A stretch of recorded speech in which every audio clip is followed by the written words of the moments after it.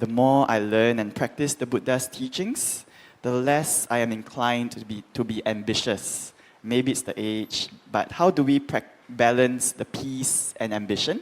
Yes. Yeah. The second question is, how do we resolve the tension between wanting to have a successful career as a lay person and trying to let go of that greed or the lobha as a practitioner? Yeah. So it is quite possible to abandon all craving and all kind of unwholesome ambition and to be still extremely effective in helping other beings based on compassion and based on loving kindness.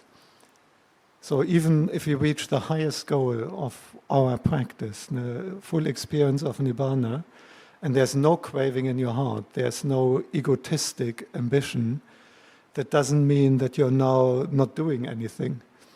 Because look at, for example, the Buddha himself. From the moment under the Bodhi tree, when he experienced full supreme awakening, there was nothing which you would normally call ambition. But the wholesome qualities in the heart, the wholesome emotions, they don't go away from your Dhamma practice. In fact, they get fully actualized. So a person who has abandoned all worldly ambition, a person who has abandoned all craving, it doesn't mean that he has no motivation anymore. But they now have a completely pure and undisturbed compassion. They have a completely pure and undistracted loving kindness. They also have feelings, emotions like gratitude or respect to those who deserve respect. And this is even on the highest end of the path. So in your career, for example, what you want to do is using a more wholesome motivation or turning your ambition more wholesome. For example, in your job, you're a speech therapist. Ne? Of course, you can go to your job in order to earn the money. So you wake up in the morning and your motivation is, okay, I have to go to work because I have to earn the money so that I can live nicely and enjoy myself. And I also want to make a career. And if I get these additional qualifications, or if I go to a private hospital, I may get more money, and then you design your career around that. Status, income, money. Or you can instead look at compassion and loving kindness as your motivation. So in the morning, you don't get up to go to work to earn money, but you go to work because you want to actually really help the people who you're doing the speech therapy with. It's obviously important that people can successfully that they can communicate by speech. That you're doing a real service for them. This is why it's so important to have a job that comes under wide livelihood, samma ajivo. Coming back to your first question, you cannot do that if you are in the armed forces in a war. It's obviously completely impossible. And so it's important that you have a job where you do something that is actually of benefit to other beings. It doesn't have to be in a super heroic, say a firefighter and you're running into the fire to save people's life every single day. It can be in a fairly prosaic job, even if someone is a cleaner or works for the garbage collection. I think is unassailable, beneficial and wholesome. We would all agree that it's a good job to make things more clean. It's very important to have garbage collection. You probably don't have strikes in Singapore much. But if they strike in New York with a garbage collection, they're in big trouble there. It's an important job. So once you have a job where you're actually aware of and you're really doing something good for others, something beneficial, even in a non-heroic, fairly prosaic way, you can start shifting your motivation, your ambition, so to speak. Usually ambition has got a little bit negative connotations. So you can shift the driving force, your motivation, your intention from making career, attaining status, maximizing your income, towards maximizing benefit to other beings and wanting to actually help and serve other beings. So you can still have ambition, but it's a different ambition. And the whole process is obviously a little bit gradual. I can't really see how you can really do that in the armed forces, because the intention there is always war and killing. That is a training. So you get a job where you actually can clearly see there is a benefit for others. And then you can gradually bring your motivation. Of course, unless you're an abbot, you will still have also some interest in earning money and so on. It's more like a gradual shifting of the emphasis. And it feels much better. Imagine the difference for your whole life. You get up in the morning and you have to go there just to earn the money. Or for your whole life, you get up in the morning and you have to go there because you see some benefit you provide to other beings and also to yourself possibly. And you do that with that motivation. Now, what is more satisfactory? What is more fulfilling? Now, what is better? What is more noble? What is more enjoyable? Particularly in this age group where you're still in the very early stages of your career, and I really encourage you and plan that carefully under that aspect. Because what I remember when I was more in worldly life, I studied, and usually most people, they're thinking about the income, also whether the job is a little bit their talent, what they like, what they enjoy, and what is the status. That's usually the main criteria. But you can have a job that has high income, high general status in society, and what is a high income? I said, and maybe you are good in it, you have a talent for it, and you maybe enjoy doing it. And maybe a general in the Israeli armed forces right now. You probably have a quite high reputation there in Israel. You may have a high income, and some people may really be good in that job, commanding troops, directing them how to bomb that all.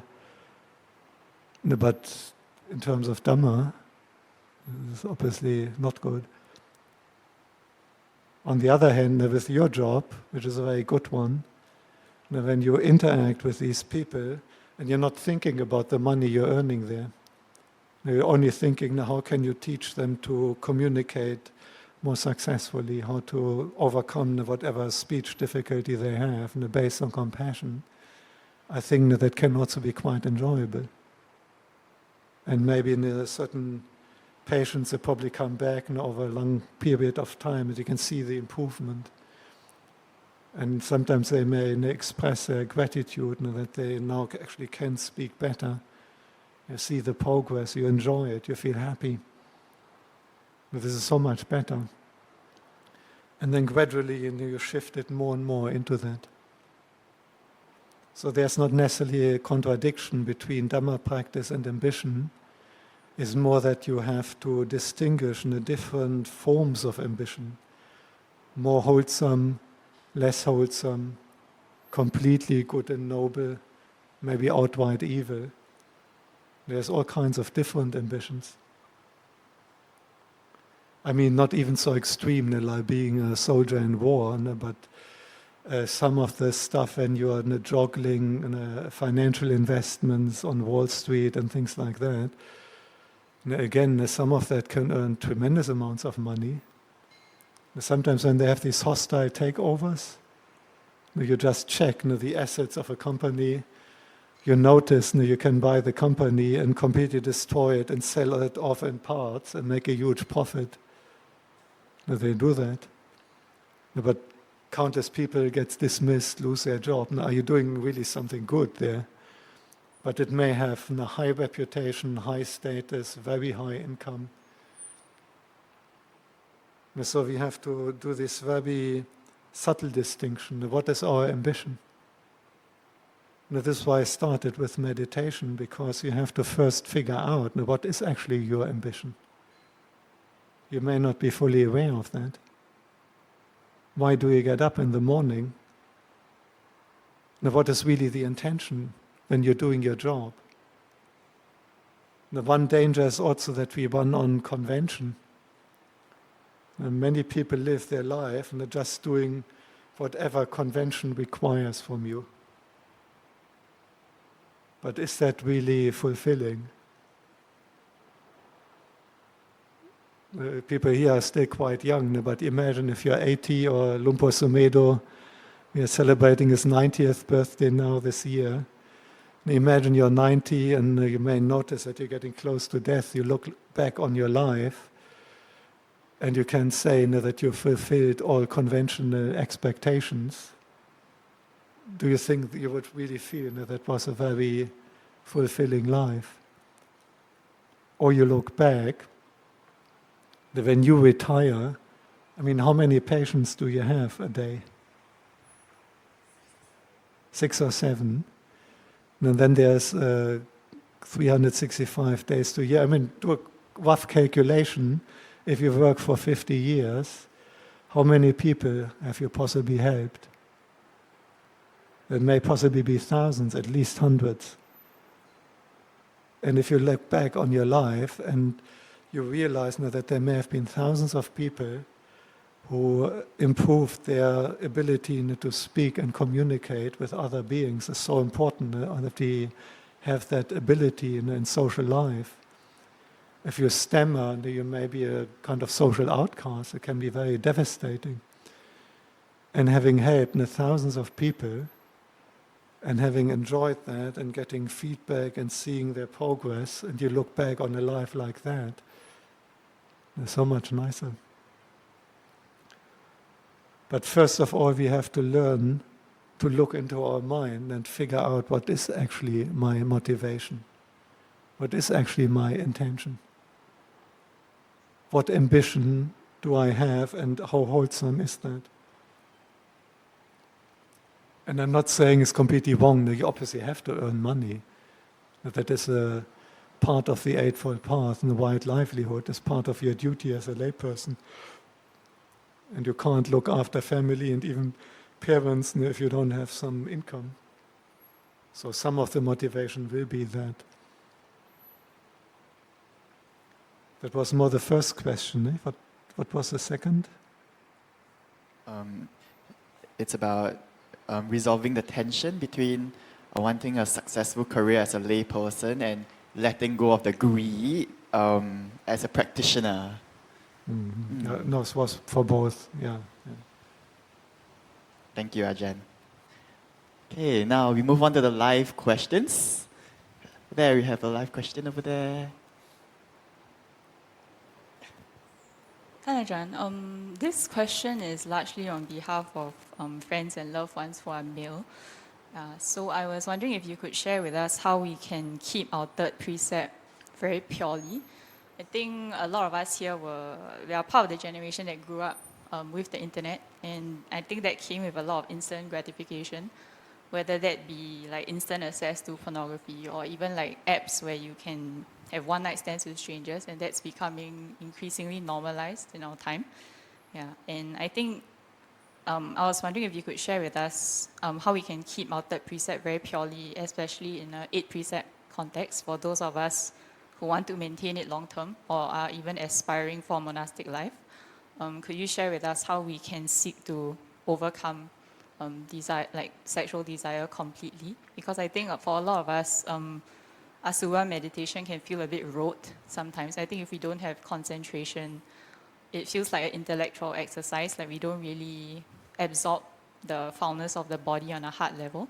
Yeah, so I was wondering if in the meantime, like, is there any tips you have on how we can improve our Suba practice? And also, are there any practical tips we can do to go against the stream with our desire? Thank you, Tanajan. So the third precept is about commitment to one's partner, being faithful to the spouse in particular, and also not to disrupt another relationship. So a lot of what you mentioned with these apps and pornography and so on may not necessarily come under the precept, if you're talking about the 5 precepts. Now, that is Kamesu Miccha Chava.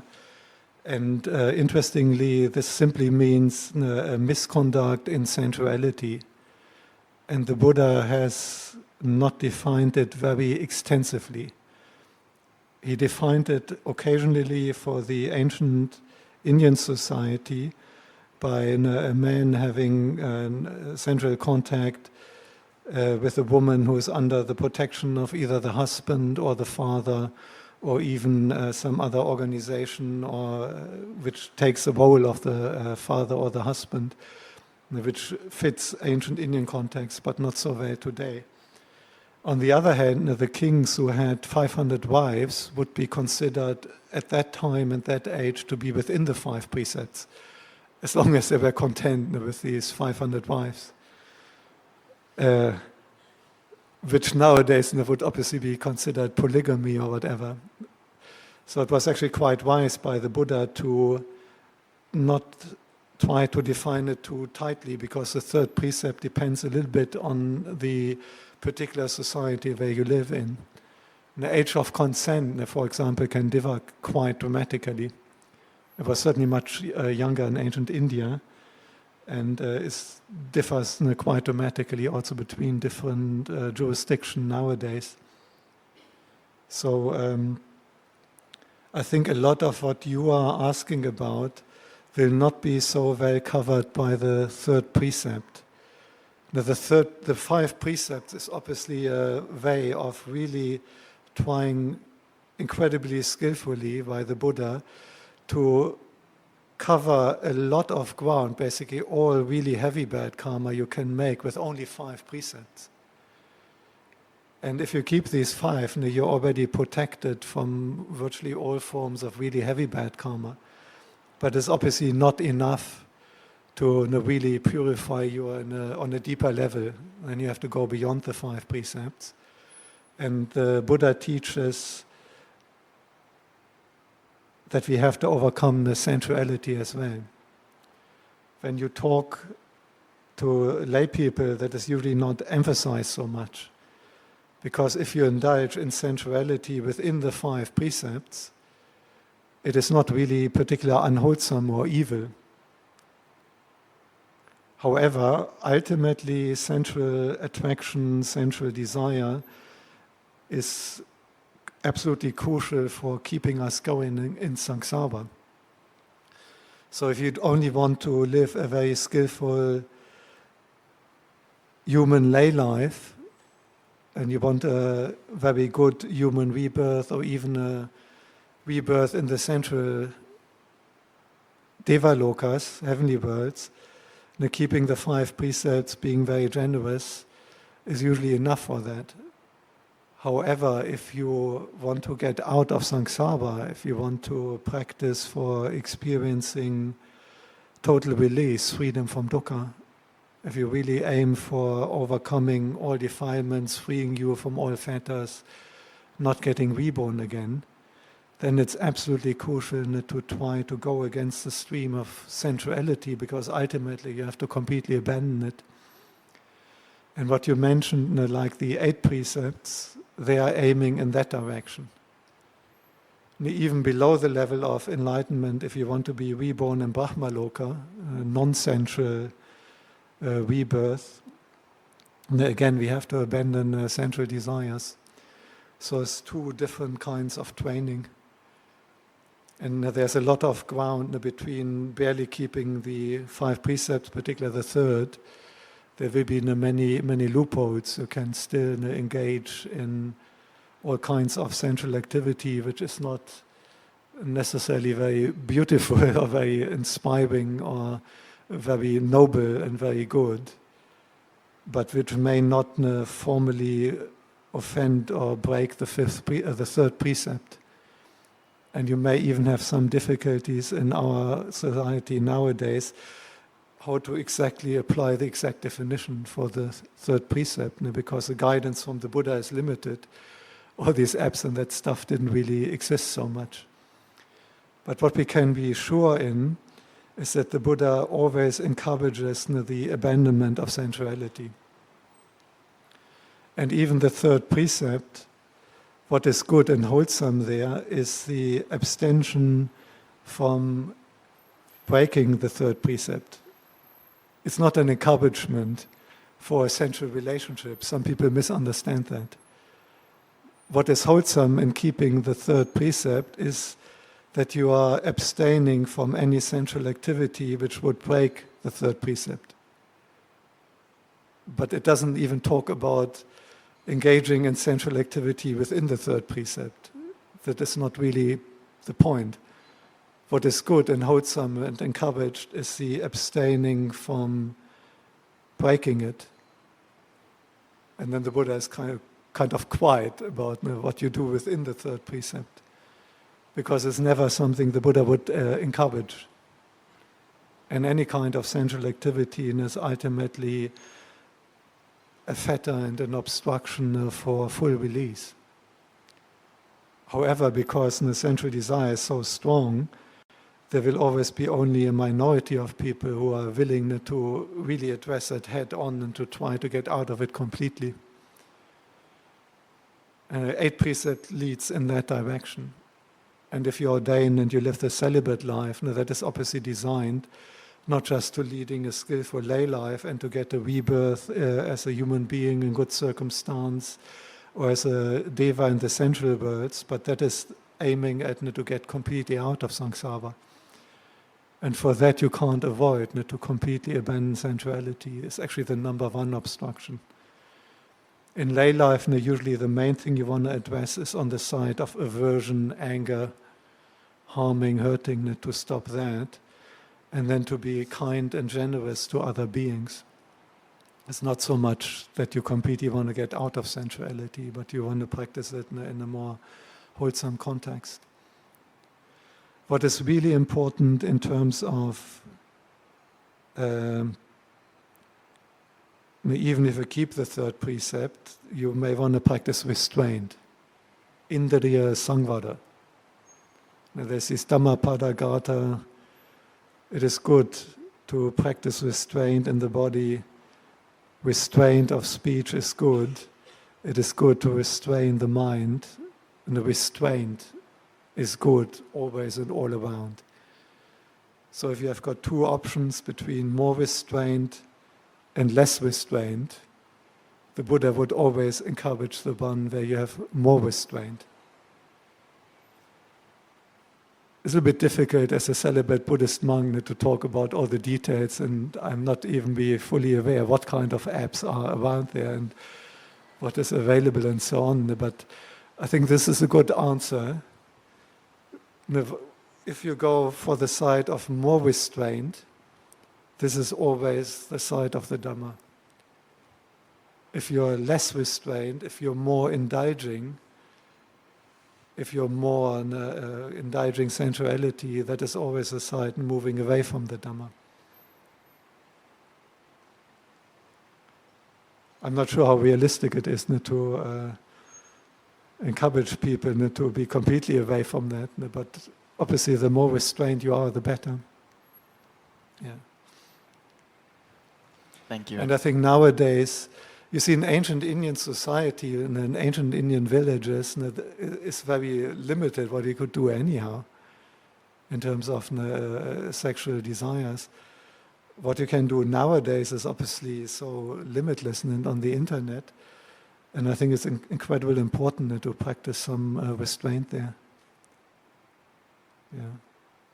And I think there's a lot you can do which would formally not break the third precept, but which would be not beautiful, which is not something you will feel later. And if you look back at your life, I don't think we would feel a great sense of accomplishment and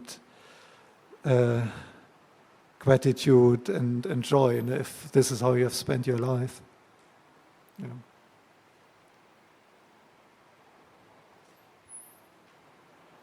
Thank you, Ajahn. So before we move on to the live questions again, just take one from the pre-done questions. This question also pertains to the precepts. So which is worse, Ajahn? Is it worse to take the 8 precepts and then break it, or just not to take them at all? The best is taking them and keeping them. I think we can all agree on that one.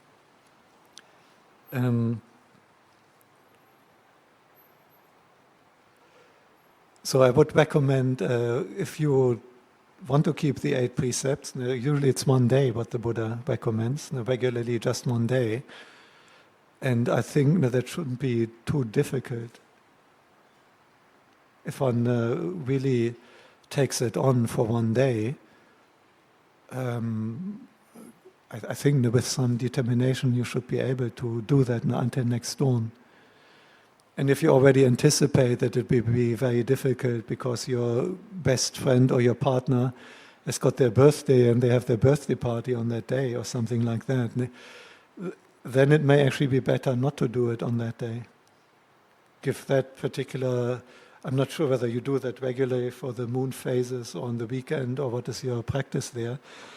But if there's an important social event where it would be very difficult not to eat in the evening, not to listen to music and so on, then you may want to give it a break and do only the 5 precepts on that day. Or do it the day after or something like that. Because if you determine anything, any kind of resolution, and then you break it, you're weakening that kind of power, you're weakening that ability.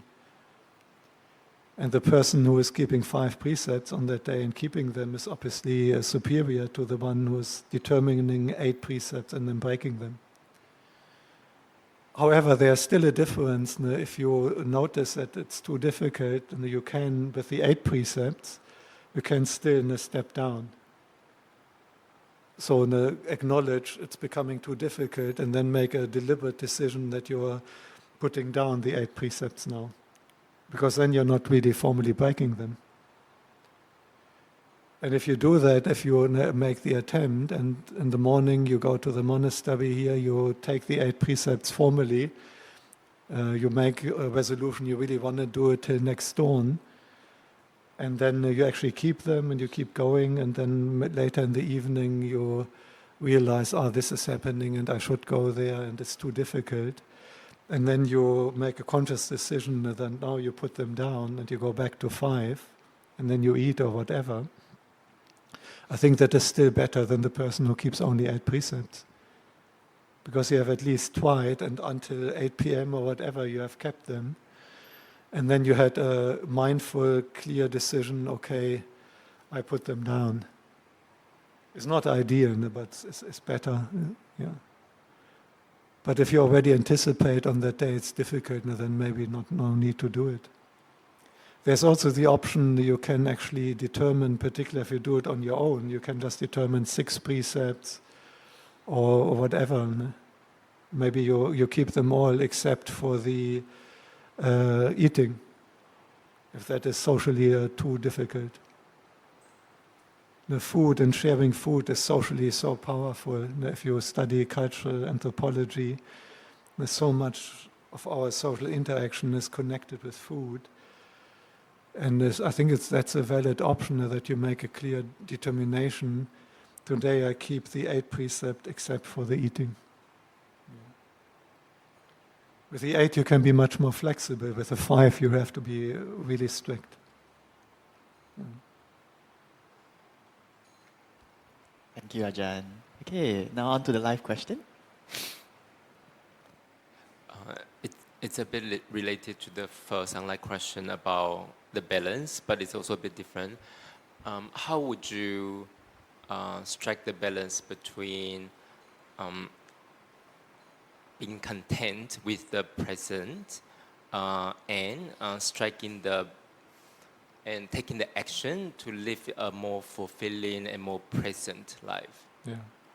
Really good question. There's some little bit of misunderstanding. Now, being a Dhamma practitioner, particularly in lay life, but even in monastic life, it doesn't mean that you're always only in the present moment. That would be impossible. And even for monks, there's, for example, a duty that we have to know the next Uposatha. We have to know the calendar because it's a duty for monks to do the Patimokkha or the other confession procedures. Now, that's just one example. And if you're only in the present moment, then you're in a timeless way, and you wouldn't be able to know the next Patimokkha. So in lay life, that is obviously even more relevant. Now, don't try to be all the time in the present moment. You couldn't do that. You would have to plan quite a bit. That's unavoidable. And the Buddha also encourages from time to time to look back at the past and to analyze and learn from that. So it's not like to be always in the present moment. But obviously you can try to do it more.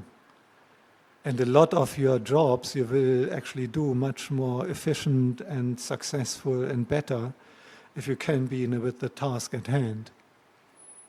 So it's not necessarily always an obstruction in lay life. Even if you have a very busy job with time pressure and so on, actually one day of dealing with time pressure is being in the present moment. Because you will work the fastest if you are fully 100% with the task in the present moment. And when you do that, you're not under time pressure. Under time pressure, you're only when you're no longer in the present moment and you're actually thinking what all the stuff I will have to do. Again, it is necessary if you're in a modern job, you have to plan your day. You cannot just do the task because sometimes you have to reshift. There's some emergency coming and then you have to reshift your priorities, tasks for the day and so on. So part of it is planning your day and which tasks to address first, which are the most important. But then you also have to stay with it. Yeah. Yeah, thank you for the present part. And I'm also curious, how about the contentment part? Contentment? Yeah, the content with like the current, what you have, versus creating a more fulfilling life. Yeah. The Buddha says contentment is the greatest wealth. The content beggar is happier than the greedy king, because there's no limit to the desires. Actually, that was one thing I just wanted to mention on this question with the third precept and the essential activities which are possible nowadays on all these apps and so on the internet. It may appear to you that it would be very difficult to live a celibate life, isn't it? I don't think it's actually that much more difficult. Because in terms of sensual desire, you never get what you want there. And even the richest billionaires, even they don't get what they want. Because of the nature, and in particular that defilement, the Buddha actually figured that one out, and sexual desire, you can never fulfill that. And even if you are very lucky and you end up with your dream partner who has got model looks, after some time someone else will look more attractive. And even if you're one of the guys on what is it, Tinder, who gets endless, because you look so good, they're all quite happy to have a short affair. Even they will not get everything they want there. So there's always a limitation. And in the end, if you live a celibate life, once you become used to that, it's maybe not necessarily that much more difficult, because you will have sensual desires in lay life which you can't fulfill. I'm 100% sure on that. I'm 100% sure that probably none of you will be able to fulfill all your sexual desires and fantasies. It's basically impossible. So you always run into a limit where you can't fulfill it anyhow. And it doesn't really matter, and at that point you stop if you're content. So contentment is the solution to so much of the desire and all the problems that come from that. If you're content, you're also a little bit out of the rat race. You're only really in the rat race. Now, this is named after this little thing which we have for a hamster. Not sure, do some people have that in Singapore? You have got a little hamster or something, and that they get some exercise if they live all their life in a tiny cage. Now you put this hamster wheel where they can run. Now that is where rat race come from, the hamster race. And the quicker you run, the quicker that spins. You never get anywhere. And your career can become like that if you're not content.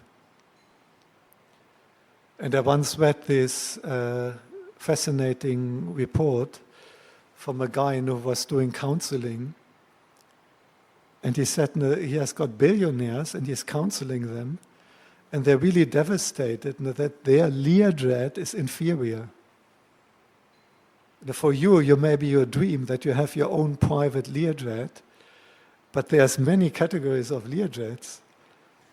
And if you just have a small one, it doesn't fly very far. And if you want to fly in your private Learjet from here to New York, and you have only a more simple one, you have to do these multiple stops and you may not even make it over the Pacific.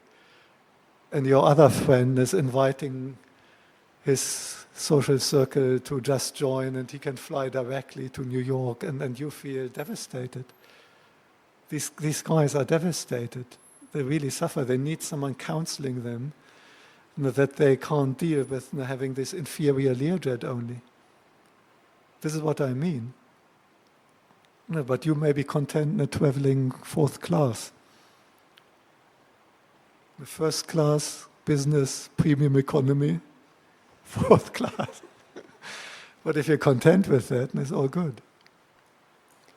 So if you want to get out of the rat race, which is probably a concern, some people may feel quite a bit of pressure keeping up with the Joneses, as they say, and being in the rat race.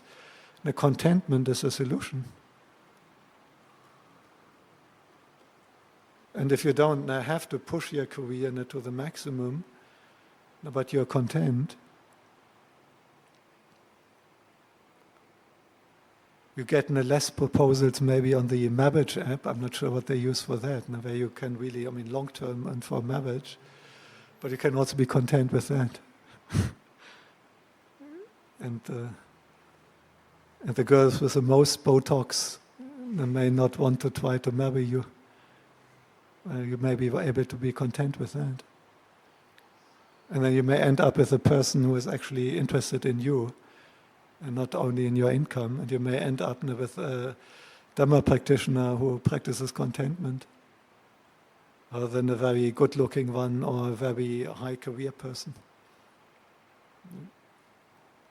So contentment is actually a solution to many things, and is a core value and practice for being happy. If you're discontent, you'll never be happy.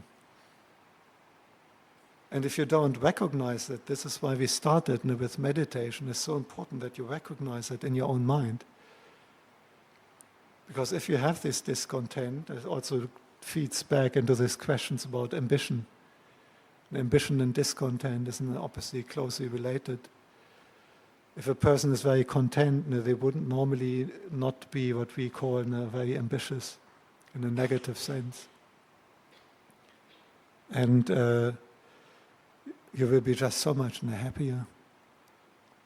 If you're discontent, it may look to you that you have to get ahead in your career to get happy. It may look like that you need a more attractive partner to be happy. It may look like that you need more status. It may look like once you're in that exclusive club, you made it, you got the invitation, you can become a club member there, then you will be happy.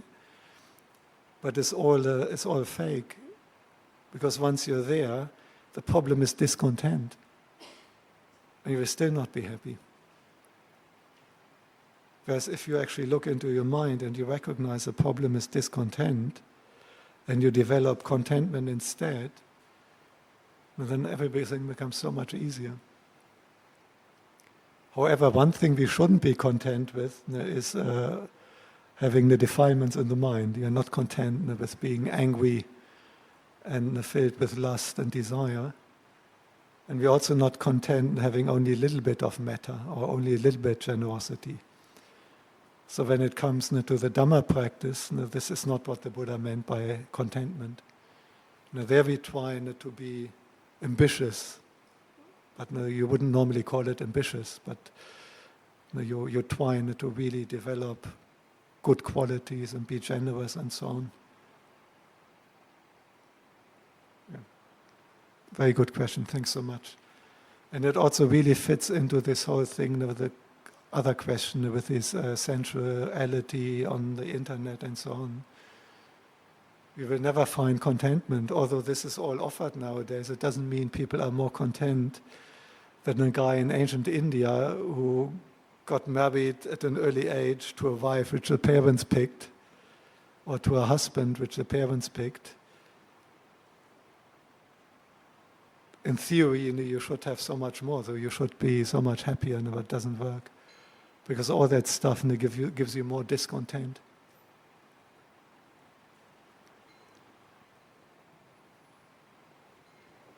Thank you, Ajahn. Okay, so the next question we have from here. What to do when people see your calmness as a weak spot and speak to you in an offending way?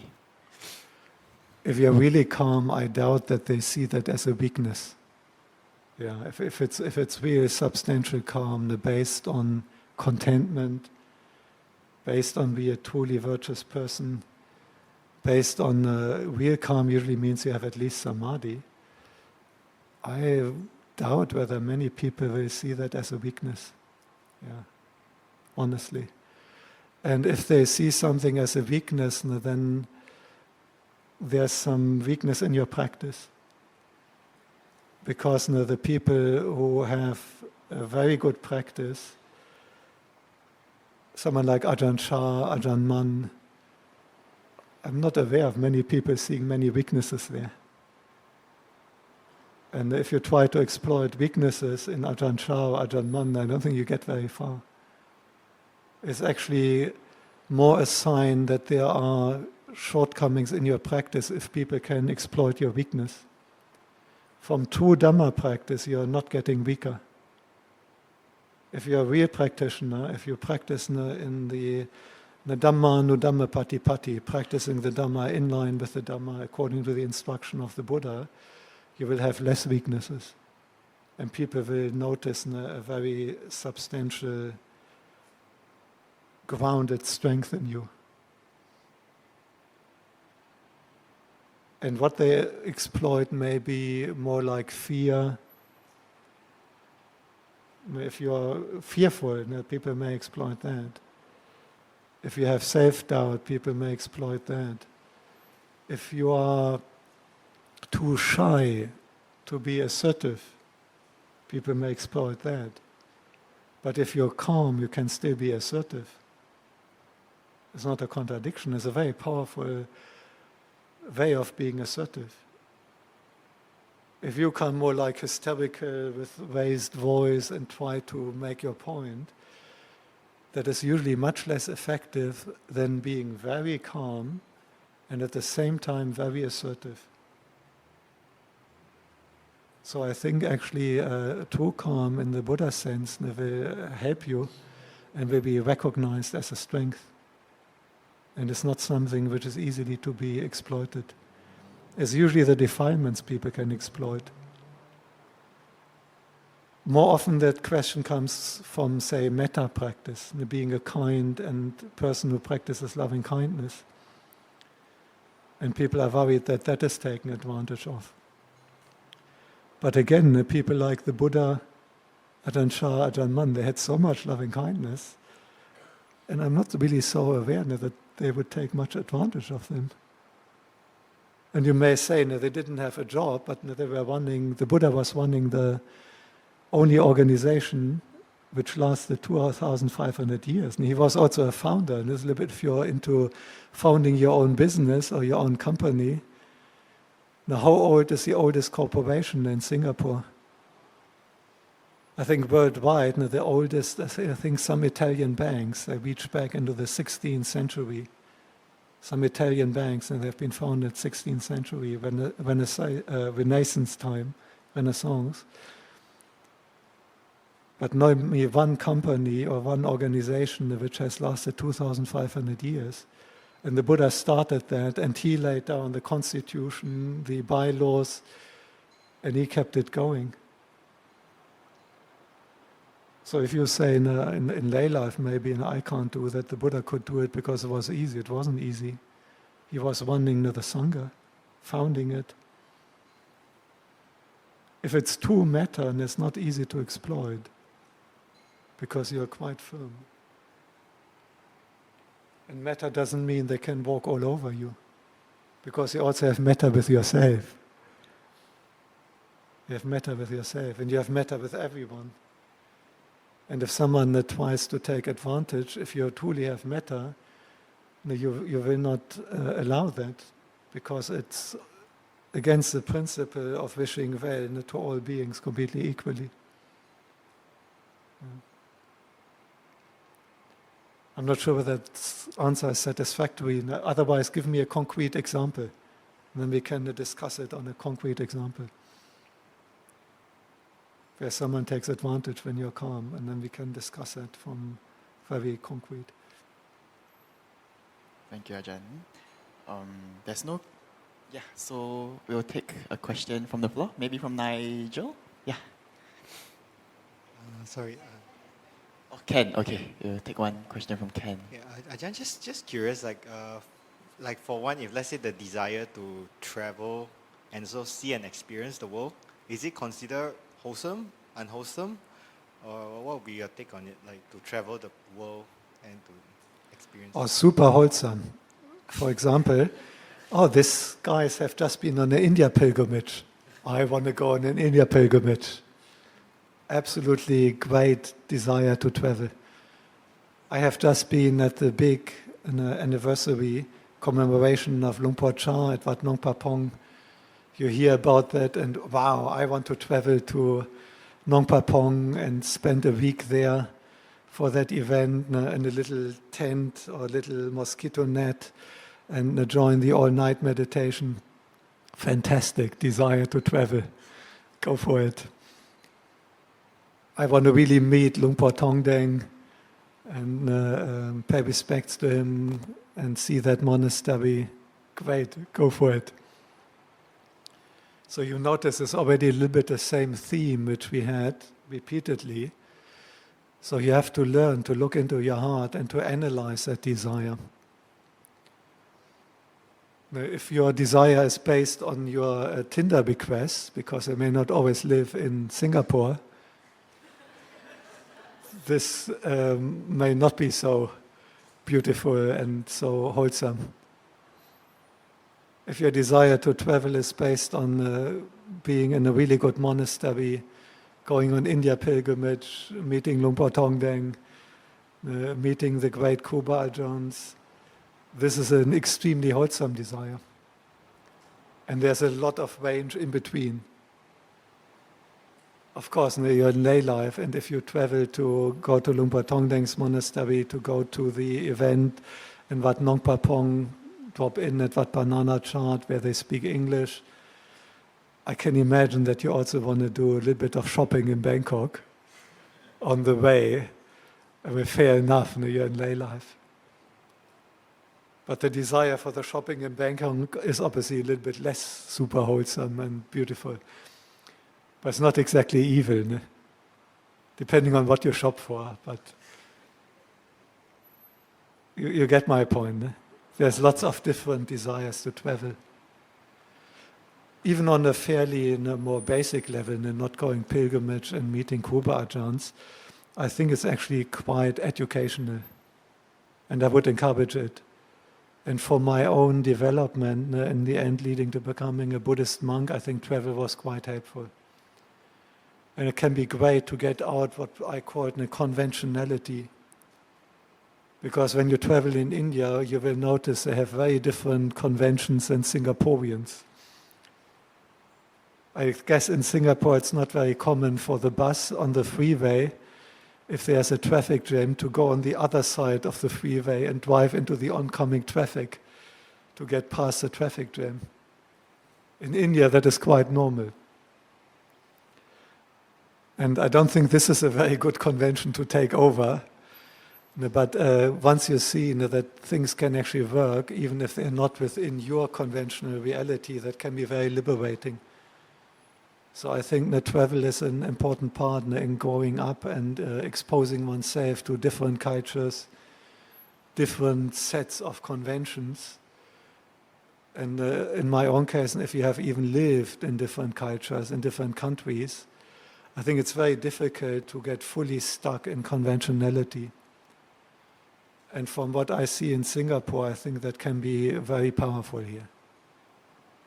And in this society, Chinese society can be quite strong with that anyhow.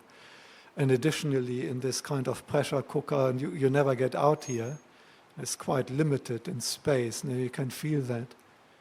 I can relate to that because I lived in West Berlin before German reunion, when it was an island in East Germany, surrounded by the famous Berlin Wall.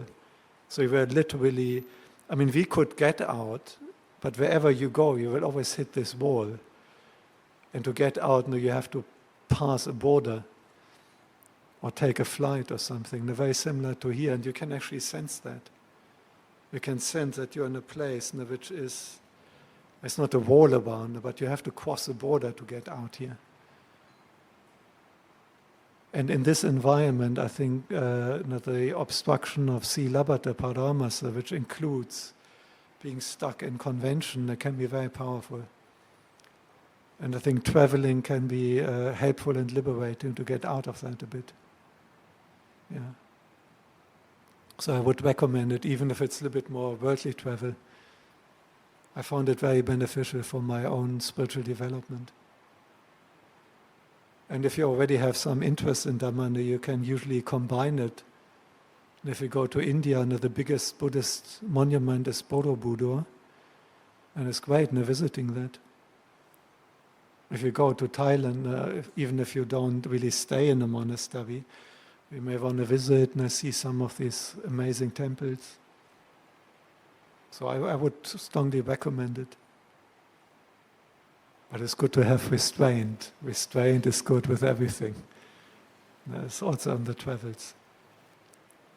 And talking about sensuality in Bangkok can be very indulgent in regard to that. So I wouldn't recommend that. Does it help? Or? Thank you, Ajahn. So please go for it. I think particularly Singapore is good to get out here from time to time. West Berlin, Germany had actually, in my generation, they were the world record travelers, because we also got lots of holidays. For you it will be much more difficult, and you've got very limited holidays, I think. But Germany was world record in international travel. And within Germany, West Berlin was a record, because you really had to get out there.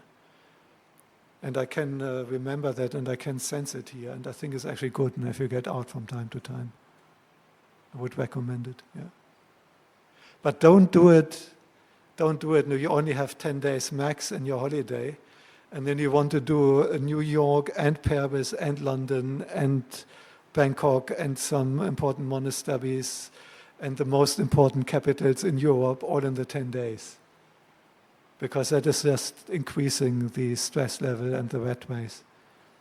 So be courageous in cutting out and having some restraint and not having too many things you want to see, but have some time to relax as well and focus on some important thing you want to see, and not that the travel becomes another burden and another stress factor.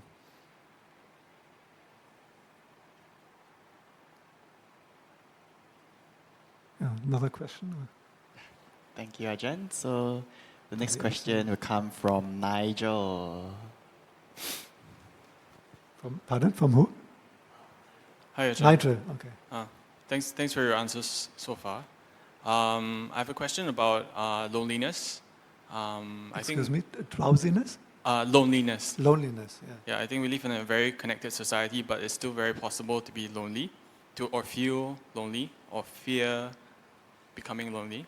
Whether you are, for example, a young single or like aging childless, there can be that sense of, I think, emotional loneliness is what I'm referring to. So I'm wondering if you might have any suggestions on what might be a good antidote to that. And there's the other type of loneliness which I feel could be like an existential loneliness. When you're going against the stream, it can feel like a lonely path. If you might have any suggestions on antidotes to that as well. Yeah, very good question. And I totally agree. Even in a crowded place like Singapore, you can be very lonely, surrounded by people. I remember once in Berlin, I did that for one day. I would just walk around.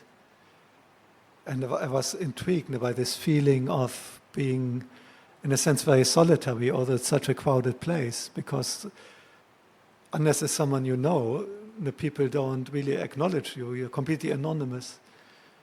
And I was intrigued. I can walk for a whole day, and all these people I meet, I'm actually completely alone because it wouldn't bother about me.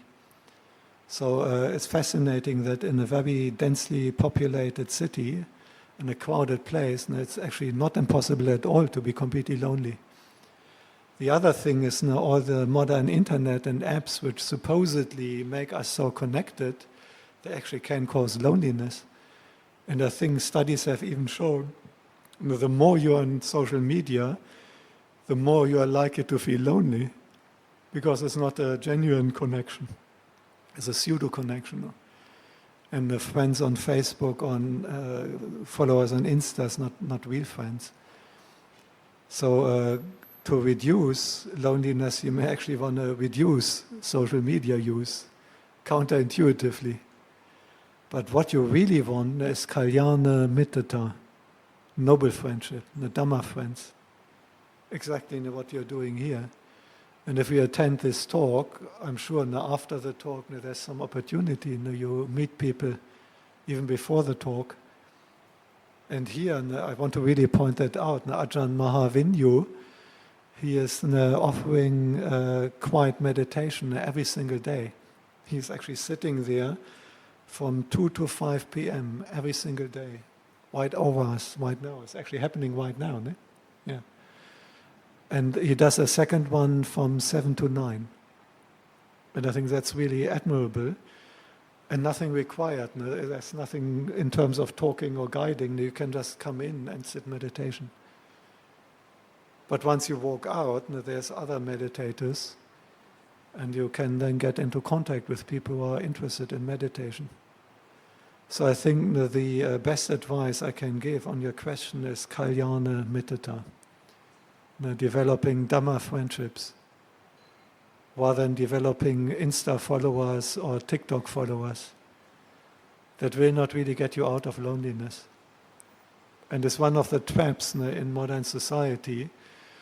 They feel lonely, so they go more into that, and they may be even able to upload TikToks which attract many followers, but it doesn't get you out of loneliness, even if you have 1 million followers there. And then when your kind of interesting TikTok is gone and you may not be able to sustain that, and then they start dropping, then you get even more desperate that now you're losing followers. So this is a real trap. And it's so important that we still develop in the flesh relationships, where you have got human beings with all their shortcomings, and they can be very anxiety-inducing. Some human beings, you may feel threatened. Human beings may be smelly, they may be burping, they may be farting, they may be saying things you don't like. The nice thing on the internet is you can just switch them off any moment. And you can go into some different channel, you can go to some different thing you follow. If you have got a human being in front of you, and they become challenging, or they say things you don't like, or they want to get too close, you didn't mean quite so close, or they don't respond when you try to get closer, and this is all difficult. And I can notice even more so in the generation even younger than you guys, this becomes a huge issue. And people are losing this basic social skill of interacting with real human beings in real social situation, with physical proximity. In the Sangha, we have a rule, Hatapasa, arm's reach. Whenever the Sangha comes together, Patimokkha, any formal Sangha decision, every single monk has to be in arm's reach of the other monks. It's really cramped. But it creates a certain atmosphere. And we have to face that. And many people suffer from social anxiety. And that will make you obviously more lonely. So you have to analyze again, if you're lonely, whether there's even social anxiety. And the way of dealing with social anxiety is not by being alone. This is where you short-term feel comfortable. If you have social anxiety, then keeping people away, short-term gives you some comfort. But it gets worse and worse. And if you follow that course, and in the end you can't get out of bed anymore, you feel only safe as long as you're in your bed. So we have to actually face that, and we have to face the challenges that come from interacting with real human beings with a body made of bones and blood and flesh that is sweating and may have bad breath and so on, and that may say things we don't like. Only in that context you can develop a real friendship. And having a few friends, or even just one friend, really in the flesh, physically, you have social interaction with in the old way, talking, maybe even handshaking or even hugging when you meet and so on, is just much more than having 1 million followers on TikTok. Yeah. And so go for Dhamma friendship. And I think you have organizations for that. No? What this is, how do you call it? Yeah, so we are a young working adults organization, DAYWA. So it's also a community to support other young practitioners who would like to embark on this path together. Yeah. So my anumodana, this is what we need. And this is how you can overcome that issue. And you don't need much quantity. Even if you have one good friend, you will never feel lonely. You don't need thousands of these followers and so on. It's completely wrong. I remember one monk once talking about that. He had studied that in lay life. It's actually very limited over your whole lifetime. The number of people you can have a really close, meaningful relationship, I think it's not more than 10 or something normally. So it's also important to be aware of that. You don't need high quantity. Even a very small number of quality Dhamma friends, it means you will never feel lonely. Yeah.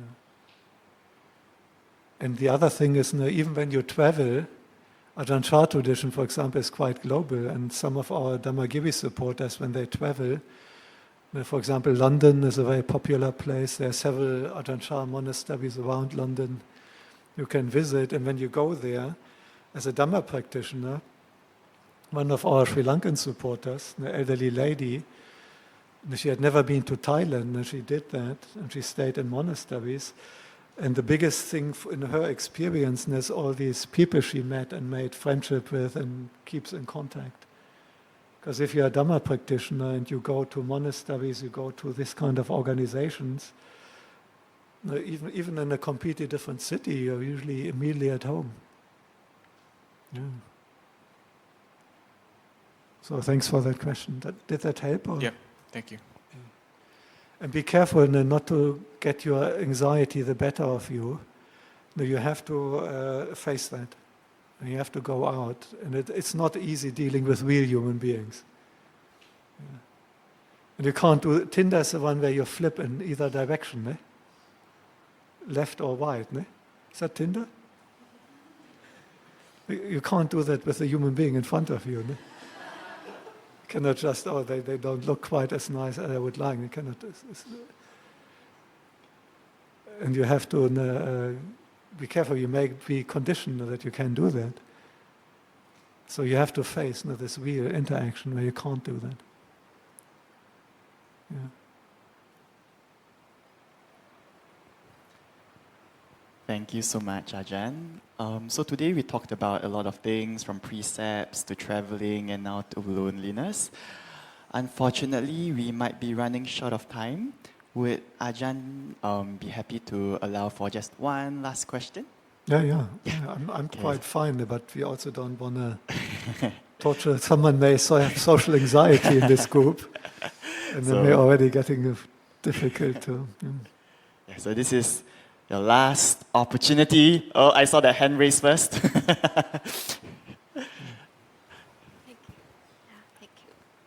you. Thank you, Ajahn. I have a question which is about the Brahma Viharas. Yeah, so when the Buddha taught about Brahma Viharas, may you be able to explain to us whether, did he taught Brahma Viharas more in the meditative context, like attaining the 4 jhanas, or is the Brahma Viharas taught in the more for us to set our intent when we deal with people? Yeah. Oh, thank you, Ajahn. Before going to the question, did we meet in Ubon airport? Yes. Yeah, that was you, ne? Yeah. So when I happy left to see Ubon in the departure hall, we had this spontaneous Dhamma session. It was really amazing. I was sitting there and a couple of people came, and then we had a whole group and a half an hour session similar to this one. Yes. Great to see you, meet you back again. Anyone else here from that group? Or? No, maybe not. Yeah. It was really great, and spontaneously in the airport departure hall. And this is when you have Kalyana Mittata. Yeah. Even in the airport departure hall, you have your Dhamma friends and meet them. And Yes. one thing which I feel is particularly nice about the Brahma Viharas, that you can actually practice them quite easily on many different levels, and relatively easily and smoothly move between the different levels of subtlety and refinement and depth and profundity. So I think they're good for both. And of course the Buddha, he is the one who has all the highest mind states. He's often teaching particular about the highest development of everything. Because if the Buddha doesn't do that, who else is going to do it? And he also had so many practitioners who had a very outstanding parami and who could use the very highest teachings. But the Brahma Viharas work extremely well also in interaction. And they are very good if your interaction with other human beings is based on metta, your social anxiety will be less and you will be popular with other human beings. You will find it much easier to make friends. Virtually everyone prefers the people who have loving kindness to grumpy people. So if you feel you're worried that you're not so popular, or the people may not really like you, the Buddha said one of the advantages of practicing the Brahma Vihara, particular metta, is that you are popular with humans. You're also popular with non-humans. The cat may want to sit on your lap and is purring very contentedly because they can sense your metta. So I think your question is really helpful, and particular metta is ideal that you practice it on any of these levels. But of course you may not be finding it so easy to do it on the highest level of jhana and full samadhi. That may take many, many years or sometimes a few lifetimes of practice. But arousing an intention of loving kindness each time when we interact with another living being is an excellent way of practicing that Brahma Vihara, not so much as a real Brahma Vihara, but on a basic level. And I think loving kindness is often a very good meditation for your formal meditation. Because if you come out, it's actually easier to translate it into daily life. If you do anapanasati, mindfulness of the breath, at least for me personally, when you have an hour or 2 hours is breath meditation, and now you come out, my mind usually inclines very strongly to solitude. And I would find it very difficult to do 2 hours of anapanasati and then to go into a very difficult, big, controversial meeting. I don't think it would be the best preparation. It's great for a monk. If I'm just in my kuti and I have an inclination into solitude, it's all perfect. And then you just study or do some chanting or do some insight contemplation. It's all great. But if you are doing a little bit of meditation in the morning and then you're going out and facing your job with all the challenges, I think metta may be a better one. Because that works quite seamlessly and smoothly. So you're no longer focused internally, because now you have to interact with other beings, but that interaction is based on the motivation and the intention of metta. Or at least partially that intention is still there. And I think it's a really great meditation object to use in all these different levels of refinement. And then if you do your whole day in trying to keep some metta intention going in all your interactions, and then in the evening you sit down again for formal meditation, then again it's quite easy to use some metta energy you may still have now to develop that on a more refined level. Yeah, very good question. So please go on all levels. Metta is good to practice on all levels.